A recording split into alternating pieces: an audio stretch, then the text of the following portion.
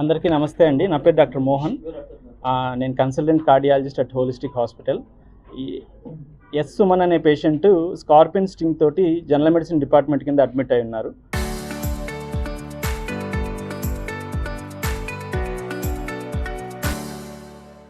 ఆయన ఆదివారం సాయంత్రం అంటే 5వ తారీఖు సాయంత్రం అడ్మిట్ అయ్యారు. మరుసటి రోజు ఆఫ్టర్నూన్ వరకు హాస్పిటల్లో ఉన్నారు.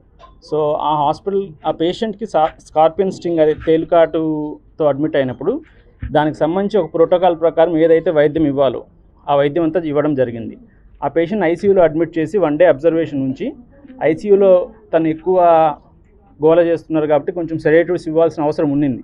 దాని ప్రకారమే కన్సెంట్ తీసుకొనే ఇచ్చారు. సో ఆ తర్వాత ఆ పేషెంట్ ఇంప్రూవ్ అయ్యారు. పేషెంట్ ఇంకా ఫర్దర్ ట్రీట్మెంట్ ఇక్కడ అవసరం లేదని తనకైతే వెళ్ళిపోయారు. సో పేషెంట్ చాలా హెల్తీ అండ్ హెల్గా ఉన్నారు. దానికి ఏ ఇష్యూస్ లేవు అంటే ఫర్దర్గా. సో కానీ హాస్పిటల్ మీద అన్నెసరీ ఫాల్స్ అలిగేషన్స్ చేయబడ్డాయి. ఈ అలిగేషన్స్ అన్నిటికీ మనం అన్ని విచారాలకి ఎంక్వైరీకి రెడీగా ఉన్నారు హాస్పిటల్ వైపు నుంచి అన్ని రికార్డ్స్ తోటి. సో ఇది ఊరికే అట్లా దారిని వెళ్తే ఒక వీడియో తీసేసి ఫాల్స్ అలిగేషన్ చేయడం చాలా రాంగ్ విధానం. అండ్ 1 డే ఐసీయూలో ఉన్నందుకు గాను తనకు అయిన ఛార్జెస్ 15,000. తను లక్షలు అయిపోయినట్లు ఆ ఫాల్స్ వీడియోలో అలా ప్రాపగండా చేస్తున్నారు.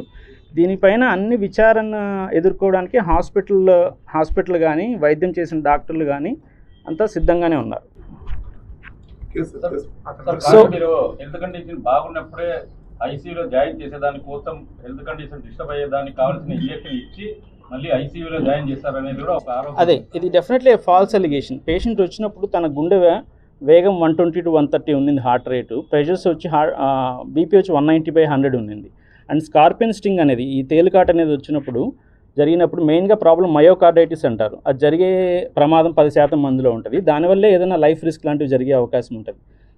ఈ ప్రాసెస్లో అబ్జర్వేషన్కి గాను ఐసీయూలో ఉంచారు, కానీ పేషెంట్కి హాని చేసే మందులు ఇచ్చి ఐసీయూలో పెట్టడం అనేది కంప్లీట్లీ అన్సైంటిఫిక్ అలిగేషన్. సో ఈ అలిగేషన్ కరెక్టా కాదా అనేది ఒక సెన్సిబుల్ పర్సన్ అంటే ఒక సబ్జెక్ట్ తెలిసిన పర్సన్ దాన్ని ఎవాల్యుయేట్ చేసి చూస్తే తెలుస్తుంది మనకి. ఇప్పుడు మనకు తనకు నచ్చినట్టు తను చెప్తుందే సత్యం కాదు కదా. ఒక సైంటిఫిక్ పర్సన్, క్వాలిఫైడ్ పర్సన్ వచ్చి చూసి ఇది రాంగ్ అని జరిగితే మనకు రాంగ్ జరిగినట్లు. పేషెంట్ చెప్పితే ఎట్లా అది కరెక్ట్ అవుతుంది? ఇది ఈరోజు పెట్టిన హాస్పిటల్ కాదండి. గత 8 సంవత్సరాలుగా ఈ సూపర్ స్పెషాలిటీ వైద్య సేవలు ఫస్ట్ కడపలో స్టార్ట్ చేసిండేదే holistic hospital, multi specialty hospital.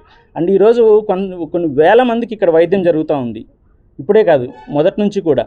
ఈ మొత్తం విధానంలో ఒక పర్సన్ చెప్పిండేది అది ఎలా రాంగ్ అవుతుంది? ఇన్ని సంవత్సరాలు అన్క్వాలిఫైడ్ డాక్టర్స్ తో ట్రీట్మెంట్ చేయడం సాధ్యమవుతుందా?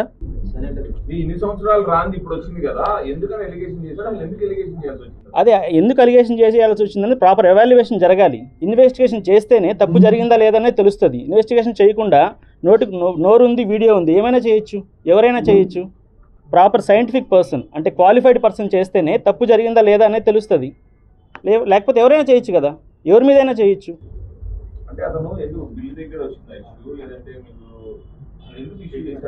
అదే దాని గురించి ఎవాల్యుయేషన్ జరగాలి.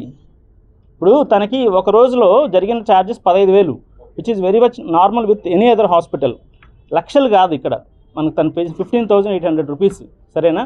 పేషెంట్ అడ్మిట్ అయిన దానికి, వైద్యానికి, సో ఆయన ఖర్చులకి అంతటి కలిపి అది తను పే చేసిండేది. సో దీన్ని అదే చెప్తున్నా, మనకి ఇన్వెస్టిగేషన్ జరగాలి ఇది. సో మా మీద ఇట్లా ఫాల్స్ అలిగేషన్ చేసినందుకు గాను తన మీద కంప్లైంట్ కూడా లాడ్జ్ చేయడం జరిగింది. అండ్ డిఫమేషన్ కేసు కూడా వేయడం జరిగింది. ఇప్పుడు మా వైపు నుంచి మేము తప్పు జరిగిందాం అనుకో మేము దాక్కునే వాళ్ళం, అట్లాంటిది ఏం లేదు కదా. We're ready for investigation. That's what we're telling. అవును. అదే మనం ఏదే అక్కడ దాపరికం లేదు కదా. ఏదైతే వాడామో that is given in printed form. బయటికి వెళ్ళి వీడియో తీసి పెట్టినాడు, ఇది జరిగిండేది, ఏం ఇష్యూ చేయాలి, గామగానే వెళ్ళిపోయాడు బయటికి. ఒక ఎక్స్పెన్సివ్ మెడిసిన్ ఇచ్చేటప్పుడు డెఫినెట్లీ పేషెంట్ అటెండెంట్స్కి ఇన్ఫార్మ్ చేసే ఇస్తాం మనం. ఒకవేళ పేషెంట్ అండ్ తను అలిగేట్ చేసిన ఆ ట్రమడాలు, హ్యాలోపెరిడాలు లైఫ్ థ్రెటనింగ్ మెడిసిన్ కాదు. ట్రమడాల్ అనేది జస్ట్ పెయిన్ కిల్లర్. అది చాలా రొటీన్గా day in and day out వాడే ఇంజెక్షన్. హ్యాలోపెరిడాల్ అనేది నిద్ర రావడానికి, పేషెంట్ కామ్ డౌన్ అవ్వడానికి day in and day out మామూలుగా అన్ని ఐసీయూస్లో వాడే మెడిసిన్. చెప్పాల్సిన బాధ్యత ఉంది, చెప్పినారు. చెప్పే కన్సెంట్ తీసుకొని ఇచ్చినారు ఎంటైర్ వైద్యాన్ని. చెప్తారండి.